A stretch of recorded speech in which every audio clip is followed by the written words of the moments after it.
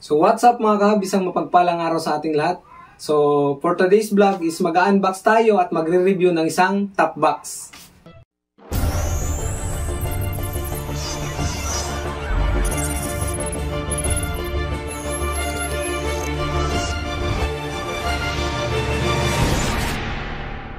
Yun mga kahab, alam ko na magtataka kayo kung bakit mag-unbox tayo at magre-review ng bagong top box kasi itong top box ko is nasira na mga kahab. So pinakaunang nasira sa kanya is yung kanyang locking mechanism. So ito, nasira to mga kahab, yung pang-lock niya rito. So ginawan pa natin ng paraan, pinakabitan natin ng ganito.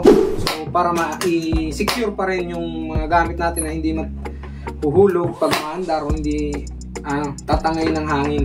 So yun nga lang, sunod na naging issue niya is nasira naman yung lock niya rito sa ibaba. Nawasak na yung lock niya rito sa loob. So medyo malungkot kasi papalitan na natin.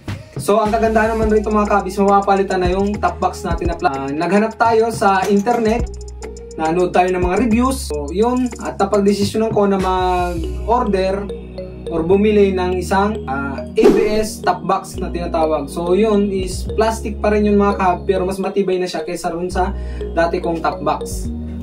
So ito na mga kahab yung i-unbox natin. Itong Duhan X ABS. So color black siya. Kilograms niya ay sumabot ng 4.8. So buksan na natin mga kahab. So yun, after natin mabuksan mga kahab, so merong bubble wrap. Palibutan siya mga kahab ng bubble wrap. So yun, may bubble wrap pa rin.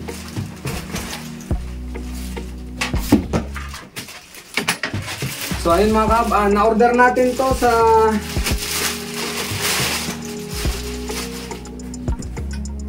order pala natin to mga kahab sa Shopee. So sa shop ni Black Moto 11 ng mga store doon, naghanap tayo ng pinakamurang Duhan ABS top box. Hindi ko to ng 2,949 pesos mga kahab sa kay Black Moto 11. So check natin kung may mga gasgas. So wala namang mga gasgas mga kahab. Napakaganda. Meron tong dalawang color variation. So yung kulay silver at saka itong black. So yung pagka black nito is matte black ang kulay nito mga kahab. Para mas bumagay kay toothless, ganitong kulay yung order natin. So yun mga kahab, yun nga pala, bago makalimutan, naka metal base plate na siya mga kahab. So naka metal base plate itong top box na to. So ang pagbukas niya naman is ganito. I-press mo lang yung ilalim. Yan o. So ganyan. So yun, mabubuksan na natin mga kahab. So yun, kung mapapansin nyo mga kahab, meron na rin siyang inner lining. So diamond type inner lining. So ito yung lining niya. Ay sa lahat naman ng pinanood kong review, ito yung merong isa sa pinakamakapal na inner lining. Isa pa sa mga inclusion nito, syempre hindi mawawala dapat yung susi. So meron siyang dalawang susi. So all good, so may duplicate. And then manual guide kung paano i-install mga kahab, kung paano i-lock at saka buksan. Yan, manual guide. And then meron siyang stickers. So bali dalawang design na stickers mga kahab. So reflectorized ata to. Tama, reflectorized to. So itong gantong design, medyo makulay, parang BMW. At saka ito naman na black and white. So yun. And then yung kanyang mga tornilyo at saka yung pangkabit sa plate. Order nga pala tayo ng bagong rack. So from DC Mono Rack tayo. So doon tayo order.